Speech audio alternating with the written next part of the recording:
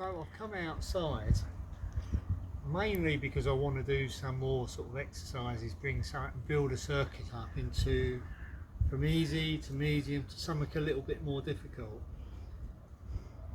The other advantage is if it's nice outside, you get lots of good sort of hormone release into your system through serotonin. So generally, if you're feeling a bit depressed or a bit fed up, it's better off to exercise outside anyway. So what I'm going to do is, I've got a chair to do my chair squats with. So again, I'm just working those to the level I feel comfortable with. And then I've got a wall that I'm going to use to do some wall push-ups with. So the wall is lower than the previous ledge we used, hence why I want to use it. So I can bring myself in, make sure that my palms are sort of sitting on the other side. If you want to be a bit more secure, use your thumbs.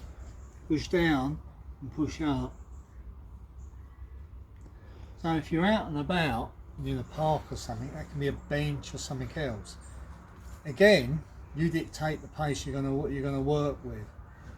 From that, back to some sort of stomach work. So it'd be contractions, vacuums, whatever else. And then we'd go in and do some sort of walking work. So walking work we're going to do with intervals. And what that basically means is you take a rest when you need it. So the reason why I've come over, I've changed my sort of position slightly. The chair's there for a reason. It's to show you the idea that somewhere on your walk you need to plot out places where you can sit. So the best way to do that initially is to walk a patch that you already know, somewhere local. So I'd walk out at a pace that I need to. If I need to take a break, I'll get to a spot where I need to take the break and sit. So here I've got a nice little spatch which is like a little shuttle. And if it was your garden or something along those lines, I'd put a chair about halfway up it. If you need to stop, you can. You walk along the shuttle. Funny enough, this has got a nice incline as well. So I'll walk along.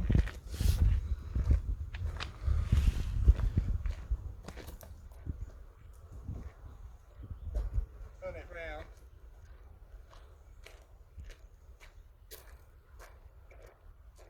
Walk it back. The general gist is, that seems rather rudimentary, but you'd probably start somewhere fairly local to you that's a very small circuit or a small walk.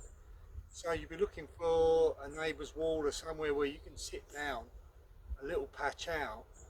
And I'd give some advice to a friend maybe a couple of weeks ago. I said to her about getting back to walking again. And the advice was really to go out on the first sort of stint out you do and just do a couple of minutes, turn around and come back. And then you add on to the next lamppost, the next phone box, the next house, the next street, and you build up over a certain period of time. If you're going to go out and do a circuit outside, the only sort of real sort of obvious safety advice I'd give you is to bring a mobile with you. When I used to go running as a kid, one of the things we'd always do is bring money. £10 or whatever shoved into somewhere in case I need to get a cab back or a bus back home. And it'd be the same for you, so have enough there to get a cab back home if you need it and have a mobile on you. The sort of final exercise that goes with the bag, you could do rows, you could do some sort of push-up or whatever else mixed in which we've already shown you. Another exercise I rather like comes from the idea of kettle swings. So make sure that the handles in your bag are secure and don't do this in front of a window or set of patio doors. And just swing around.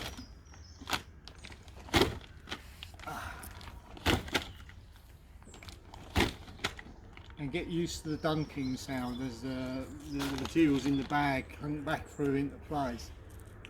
It's a cardiovascular exercise. I hope that sort of helps. It's more about concepts than anything else. If you can train outside, do it. Especially if you're stuck at home all the time, even if it's out into your own garden or to a local park. Drive to the park, train outside if you have to. The benefits are more than the sum parts. I hope this is helpful and good luck.